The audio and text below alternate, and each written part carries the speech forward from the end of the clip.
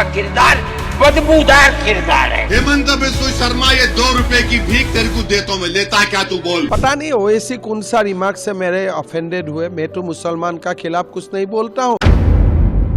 TV 10 Bharat, सच की ताकत। इस देश में लगातार इस्लाम धर्म के खिलाफ साजिशें की जा रही हैं। मुसलमानों को परेशान करने में कोई कसर नहीं छोड़ी जा रही है। मुसलमानों के खिलाफ नरसंहार की खुलेआम धमकी दी जा रही है।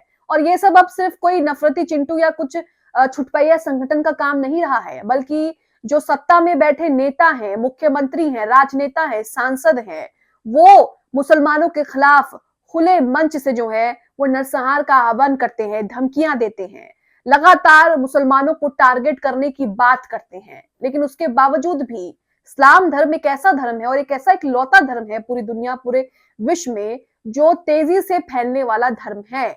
और आपने आज तक ही कोई इस तरह की खबर सुनी होगी कि इस्लाम धर्म कबूल करने के लिए किसी पर अत्याचार किया गया हो या उसे जबरदस्ती जो है वो मारा पीटा गया हो, उसके साथ जबरदस्ती की गई हो, या फिर जबरदस्ती अल्लाह अकबर किसी से बुलवाया जाता है, जबरदस्ती कलमा पढ़वाया जाता है, या जबरदस्ती उसे इस्लाम धर्म कबूल करने के लिए कहा जाता है, नहीं तो उसे मारने पीटने की धमकियां दी जाती हैं और कई मामलों में मारपीट भी होती है। लेकिन इस तरह से कभी भी आपने कोई वीडियो नहीं देखा होगा। हालांकि हम दूसरी तरफ देख रहे हैं कि लगातार ही मुसलमानों को दबा करके जय श्री राम बोलने के लिए कहा जाता है कि जय श्री राम बोलो अगर इस देश में रहना है। लेकिन यहाँ पर ऐसा कुछ नहीं है। लेकिन उसके बावजूद भी लगातार इस्लाम जो है वो दुनिया भर में तेजी से फैल रहा है।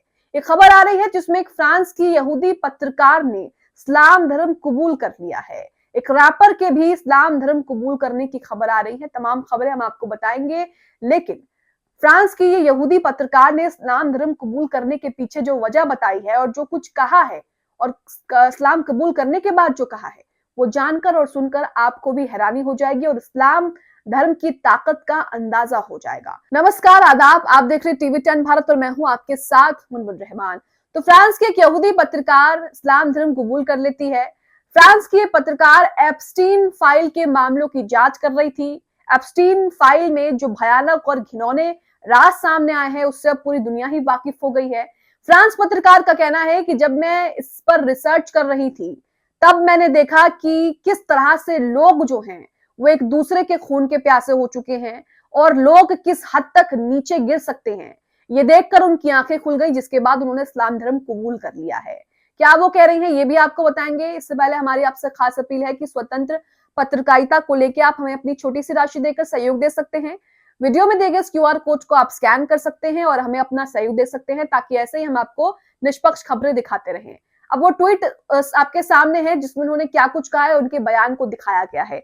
यहाँ पर देखिए, लिखा है, फ्रांसीसी पत्रकार लॉयर जॉनसन ने इस्लाम अपनाने का ऐलान किया और उन्होंने कहा है कि रिसर्च को रिव्यू करने और जेफरी एप्स्टीन की फाइल में छिपे काले राजों को सामने लाने के बाद मैंने दुनिया भर में जायनिज्म की असलियत और इंसानियत के खिलाफ उसकी साजिशों को खुद देखा है। आज मैं इस्लाम में अपनी एंट्री का ऐलान करने के लिए अपनी आवाज उठाती हूं और मैं इस बात की गवाही देती हूं कि अल्लाह के अलावा कोई खुदा नहीं है और मोहम्मद साहब उनके मैसेंजर हैं। इस्लाम सच्चाई, रहम, माफी और बुराई से आजादी का धर्म है।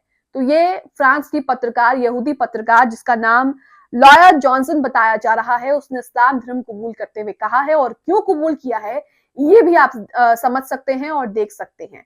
एप्स्टीन फाइल ने कई राज खोल दिए हैं और एप्स्टीन फाइल जिस तरह से कहा जा रहा है कि 35 लाख से भी ज्यादा पन्ने एप्स्टीन फाइल से जुड़े सामने आ रहे हैं, जिन्हें धीरे धीरे करके जो है वो परतें खुल रही हैं। लेकिन इसने कई लोगों की आंखें खोल दी हैं, जिसमें से ये फ्रांसीसी यहूदी पत्रकार लाया जॉनसन भी हैं, जिन्होंने इस्लाम धर्म कबूल कर लिया है। इसी के साथ आपको बता दें कि ब्रिटिश रैपर सेंट्रल सी ने भी इस्लाम धर्म कबूल कर लिया है। और इस बीच खासियत ये रही कि लाइव स्ट्रीम पर उन्होंने ये घोषणा की है, यानी कि लाइव जाकर के जो उन्होंने घोषणा की है कि मैं इस्लाम धर्म कबूल कर रहा हूं। सदफ आफरीन ने एक वीडियो शेयर किया है, वो वीडियो भी आपको दिखाएंगे। लिखा है, मैंने अभी अभी शहादा लिया है और मैं अपना नाम बदल रहा हूं, मैं अब मुसलमान हूं। सेंट्रल सी ने इस्लाम धर्म अपना लिया है और अपना नाम बदल कर अब अकील रख लिया है। ये वीडियो जरा आप देखिए। I just changed my name. I took my shahada in it, man. I got a new name. Yeah, I'm Muslim. New name still. Means I killed now, innit? वहीं एप्स्टीन फाइल के बारे में आपको बता दें कि जेफरी एप्स्टीन फाइल रिलीज होने के बाद अब तक 10 देशों में 15 से ज्यादा जो हाई लेवल के अफसर हैं उन्होंने इस्तीफे दे दिए हैं। ब्रिटिश पीएम को माफी मांगनी पड़ रही है और ब्रिटिश पीएम के इस्तीफे की मांग भी हो रही है, जिसमें कहा जा रहा है कि मुस्लिम महिला जो है उसके बाद पीएम बन सकती है। फ्रांस के पूर्व मंत्री को समन जारी हो गया है। पोलैंड, लातविया और तुर्की ने ह्यूमन ट्रैफिकिंग की जांच के लिए विशेष टीमें भी बना दी हैं। नॉर्वे की क्राउन प्रिंस ने सार्वजनिक माफी मांगी है। बिल गेट्स ने फाउंडेशन के बोर्ड से इस्तीफा दे दिया है। इजराइल के पूर्व पीएम को सफाई देनी पड़ गई। भारत के विदेश मंत्रालय ने भी सफाई दी है, क्योंकि मोदी जी का नाम और कई लोगों का नाम भी सामने आ रहा है। यह एप्स्टीन फाइल किस तरह से एक के बाद एक परतें खोल रही है ये आप भी जानते हैं। लेकिन इसी बीच ये आरोप लगे मोदी पर और भारतीय जनता पार्टी पर कि एप्स्टीन फाइल में मोदी का नाम आने पर मोदी ने वो डील रातों रात कर दी, जो डील 4 महीने से अटकी थी, जिसके बारे में हमने आपको बताया भी था कि अब अमेरिका में अगर आपको बिजनेस करना है तो 18% टैरिफ देना पड़ेगा। वहीं अमेरिका भारत में बिना किसी टैरिफ के बिजनेस कर सकता है और इससे ज्यादा नुकसान जो है वो भारत का और किसानों का और गांवों का होगा, और फायदा जो है वो अमेरिका में अमेरिका के किसानों और अमेरिका के गांव और अमेरिका को होगा। अब आरोप लगे कि एप्स्टीन फाइल में मोदी का नाम आ गया, इसलिए रातों रात ये डील हो गई है और अर्जेंट बेसिस पे ये डील हुई है।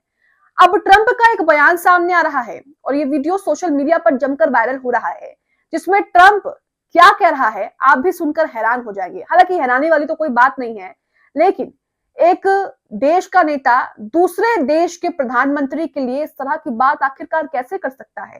प्रधानमंत्री के 56 इंच के सीने पर जो है ये बात उठाई जा रही है कि आखिरकार ट्रंप क्या कह सकता है, ऐसा क्यों कह सकता है। ट्रंप यहाँ पर कह रहा है कि नरेंद्र मोदी का राजनीतिक करियर नष्ट नहीं करना चाहता मैं, यानी कि वो क्या कर सकते हैं, नरेंद्र मोदी जी का राजनीतिक करियर, उनका पॉलिटिकल करियर जो है क्या उसे डिस्ट्रॉय कर सकते हैं, बर्बाद कर सकते हैं। ट्रंप को सुनिए आप। Modi is a great man. That he loves Trump. Now, I don't know if the word love, I don't want you to take that any different. I don't want to destroy his political career, okay? अब यहाँ पर advocate Vijay Singh ने यहाँ पर सवाल करा है कि क्या राहुल गांधी सही कह रहे थे। ट्रंप कह रहा है कि मैं नरेंद्र मोदी का राजनीतिक करियर नष्ट नहीं करना चाहता। ऐसी भाषा आखिर देश के प्रधानमंत्री के लिए क्यों? क्या इसी दबाव की ओर राहुल गांधी इशारा करते रहे? दोस्ती है या निर्भरता? देश अब जवाब चाहता है। तो यहाँ पर देख रहे हैं, हालांकि इसे लेकर कई लोग अपने प्रतिक्रिया रख रहे हैं। सुरभि ने यहाँ पर लिखा है कि मैं चाहूं तो नरेंद्र मोदी का राजनीतिक करियर खत्म कर सकता हूं। जो ट्रंप जो बात कह रहे हैं उसी बात को यहाँ पर लिखा है। जब कोई विदेशी नेता ऐसी भाषा बोलने की हिम्मत करता है तो सवाल सिर्फ बयान का नहीं, कमजोरी का भी होता है। अब मोदी जी का 56 इंच का सीना कहाँ है? चीन को लाल आंखें दिखाने वाले मोदी जी आखिरकार ट्रंप के इस भाषण पर करारा जवाब क्यों नहीं देते हैं? एप्स्टीन फाइल का कौन सा राज है जिसने 56 इंच की छाती को साइलेंट मोड पर डाल दिया है? क्यों भारत की ट्रेड पॉलिसी पर बाहरी दबाव दिखता है? क्यों निगरानी और धमकियों पर खामोशी है? देश पूछ रहा है, ये कूटनीति है या कॉम्प्रोमाइज है? तो यहाँ आप देख रहे हैं कि एक एप्स्टीन फाइल में मोदी का नाम आने के बाद किस तरह की जिल्लतें जो हैं वो झेलनी पड़ रही हैं। इंडिया गठबंधन ने भी पूरे मामले को लेकर ट्वीट किया है और लिखा है कि अमेरिका के राष्ट्रपति डोनाल्ड ट्रंप ने जिस तरह से प्रधानमंत्री नरेंद्र मोदी पर बयान दिया है वो बेहद शर्मनाक है। ट्रंप ने कहा कि मैं चाहूं तो नरेंद्र मोदी का राजनीतिक करियर तबाह कर सकता हूं, लेकिन मैं ऐसा करना नहीं चाहता। यानी कि वो ऐसा कर सकते हैं, तो आखिरकार उन पर ऐसा क्या राज है? अब देश जानना चाहता है कि अमेरिका के प्रेसिडेंट डोनाल्ड ट्रंप आखिरकार ये बात किस बेसिस पे कह रहे हैं कि वो नरेंद्र मोदी का पॉलिटिकल करियर जो है वो खत्म कर सकते हैं। आखिरकार ऐसे कौन से राज हैं जिससे पॉलिटिकल करियर मोदी का भारत में खत्म हो सकता है? आगे लिखा है, सवाल उठता है कि ट्रंप कौन होता है जो हमारे देश के प्रधानमंत्री को इस तरह से धमकी दे रहा है? आखिर कौन सी फाइल ट्रंप के पास पहुंच गई जो इस तरह की धमकी देने पर वो उतारू है? मोदी जी को अमेरिका के सामने झुकना नहीं चाहिए। मोदी जी आप संघर्ष करो और देश हित को देखते हुए ट्रंप से हुई डील को रद्द कर दो। एप्स्टीन फाइल में ट्रंप का नाम सामने आया है। अब आप आगे बढ़कर ट्रंप के साथ सारी दोस्ती यारी बंद कर दीजिए। अब जवाब देने का समय आ गया है, क्योंकि अब चुप बैठने से काम नहीं चलेगा। एप्स्टीन जेफरी का पूरा मामला देश विदेश के सामने है और जो फाइल सामने आ रही है उसमें मोदी का नाम आया है, जिससे कई तरह के सवाल खड़े हो रहे हैं। पहले तो वो डील हो जाती है जो डील भारत के लिए सिर्फ नुकसान ही देगी और पूरा गोदी मीडिया उस पर तमाशा करता है।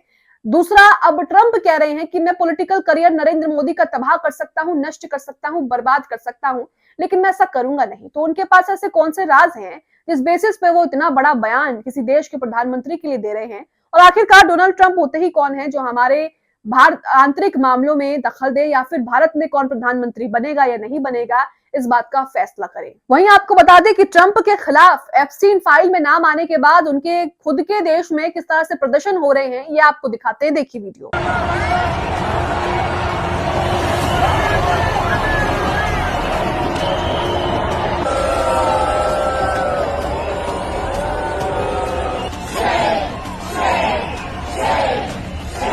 तो वसीम जैदी ने वीडियो शेयर कर लिखा है कि एप्स्टीन फाइल में डोनाल्ड ट्रंप का नाम आने के बाद अमेरिका में सैकड़ों लोगों ने ट्रंप टावर को घेर लिया है। प्रदर्शनकारियों की एक ही मांग है कि ट्रंप जो है वो इस्तीफा दे। अमेरिकी जनता का कहना है कि एक बलात्कारी को राष्ट्रपति बनने का कोई हक नहीं है। वीडियोस आप देख चुके हैं। एप्स्टीन फाइल में मोदी का नाम सामने आने के बाद मोदी पर डोनाल्ड ट्रंप किस तरह से भारी पड़ रहे हैं, ये तो आप देख ही रहे हैं। इस पर तो आप अपनी राय जरूर ही दीजिएगा। वहीं जिस तरह से एप्स्टीन फाइल के जारी होने के बाद एक फ्रांसीसी पत्रकार जो कि उसकी खोज कर रही थी, रिसर्च कर रही थी, उसने जिस तरह से इस्लाम धर्म कबूल कर लिया है, उसे लेकर आपकी क्या राय है? कमेंट बॉक्स में अपनी राय जरूर